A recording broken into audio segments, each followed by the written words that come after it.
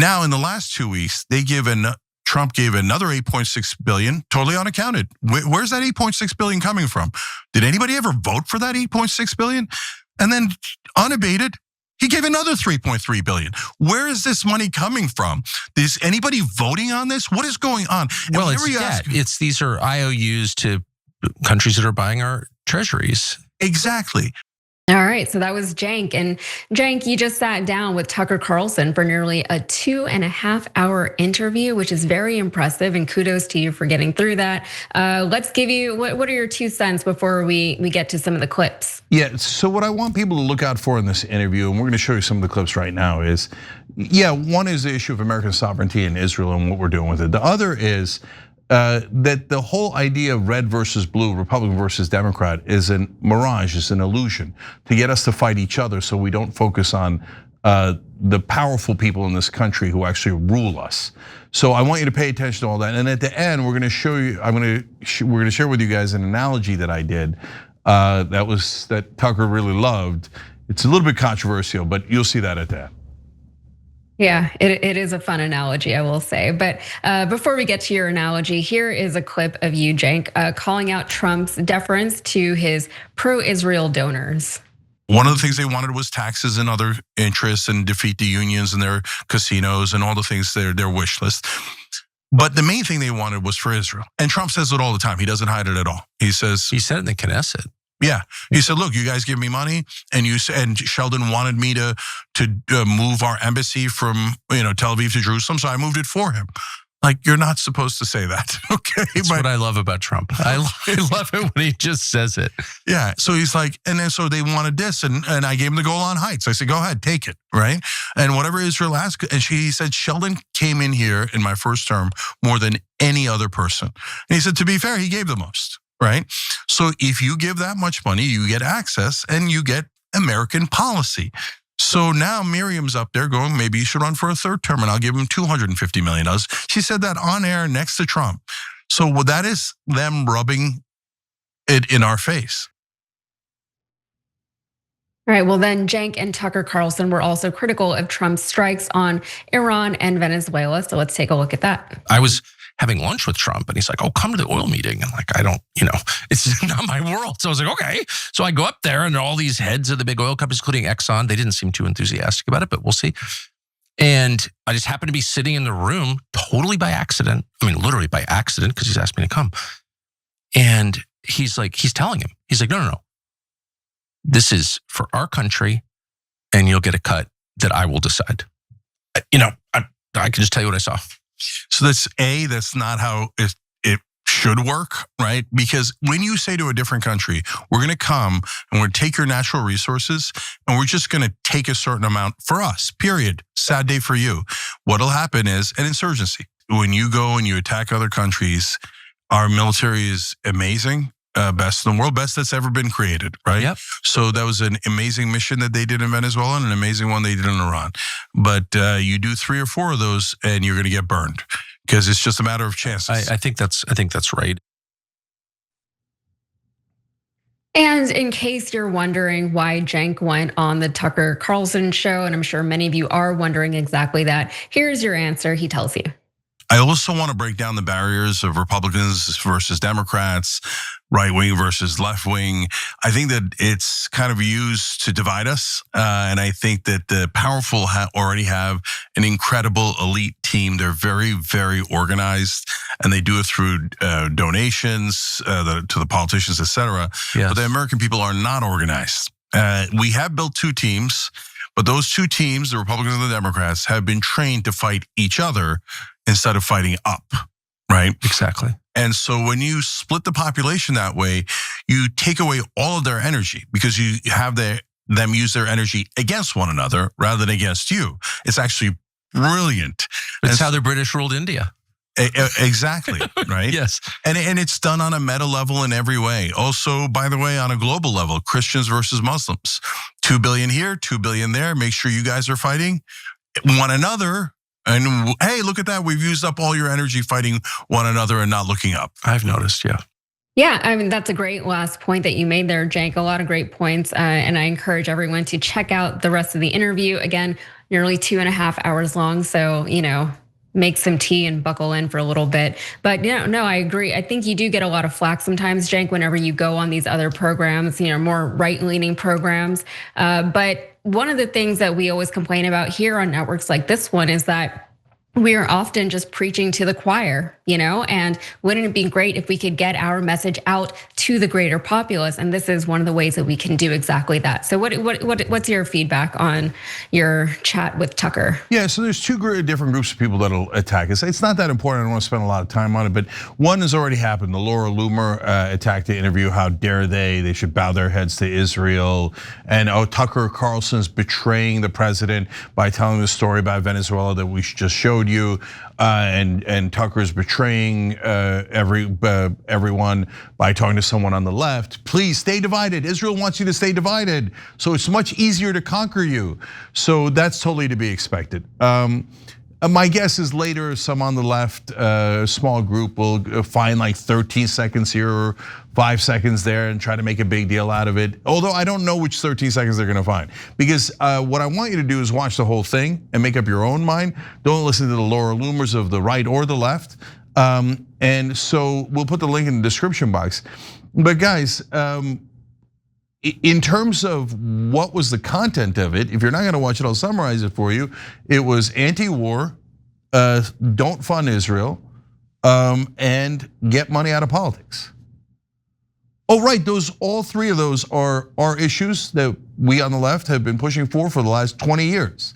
So we can get back into the old debates of should we take yes for an answer? And it is, to me, it's always remarkable that a significant percentage of the left, or a small percentage, I don't know what the percentage is, of the left says, no, don't take yes for an answer. No, if someone agrees with your position, you should hate them for it. I just don't get it. I don't get it at all, okay? But that's okay, that's for another day. But what is much more important, Yaz, is the reaction so far that it's been getting about, just about almost everyone outside of the real extremes is like, yeah, that.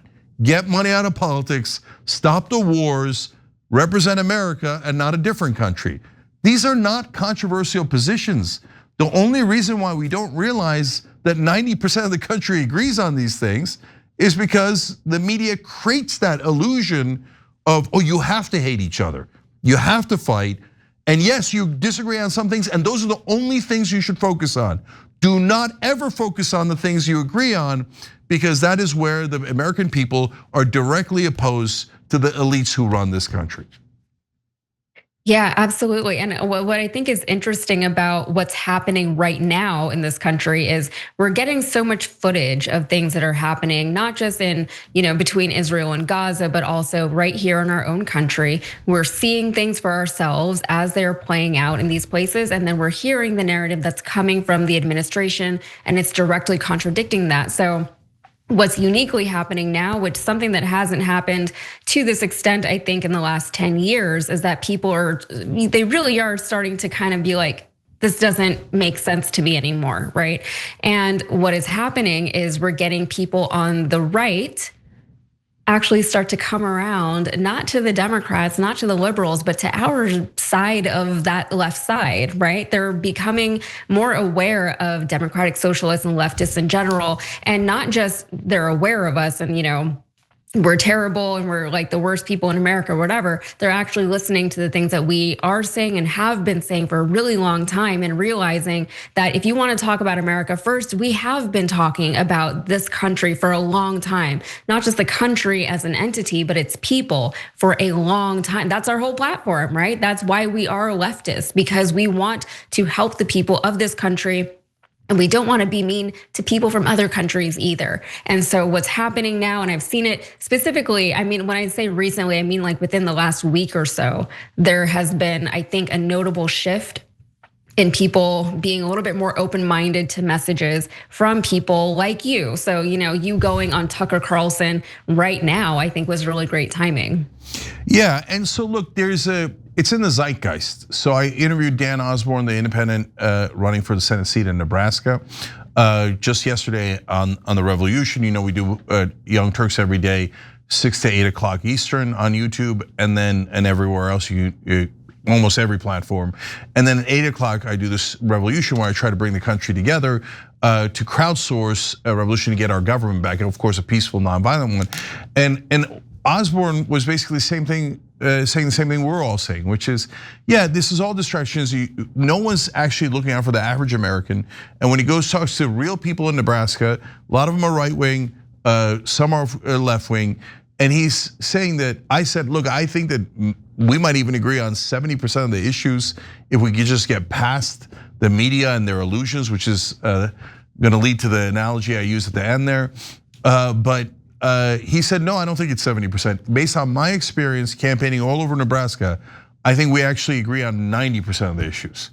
And so, yes, there's the spectacular ones we disagree on, but nobody that's a real person wants money in politics. Nobody wants corruption. Nobody wants higher drug prices that we can't negotiate. Nobody wants higher housing prices, lower wages. They have to divide you. Otherwise, you would be up in arms. You would be so angry at what the elites are doing to you and what the donor class is doing to you. That's why they've got to divide you. And the fact that we're all looking to get past that is great. And look, I mean, in the old days, if I went to talk to Tucker Carlson when he was on Fox News, or I talked to another prominent right winger 2 years ago, I wouldn't have gotten any of this reaction. We would have had a huge fight. They would have defended Trump 24/7, the entire Republican Party. I mean, I told the story about how Jonathan Pollard, the biggest traitor to America, stole our secrets, gave them to Israel. Obama basically starts the pardon process for him, lets him out. Trump then says he can leave the country, which is another outrage, and can go to Israel. He gets flown to Israel on Miriam and Sheldon Adelson's private jet. Why did they have a traitor celebrated in that way? And that's the same people that are Trump's top donors. I got to say that on Tucker Carlson's show. And if you look at the comments, and some of you have written in about that, some of our members, the comments overwhelmingly agree. So we now have the largest right-wing show and its supporters going, you guys are right about Israel, including controlling Trump. That is enormous, that's amazing. So I hope we can take this opportunity to unite on those critical issues. So, and in fact, one of the things I wanted to do was to unite on ending the funding of Israel. So that leads us to the next clip. So let's take that one. I started a site, notanother.com. Okay, notanother.com. Is that a hate site?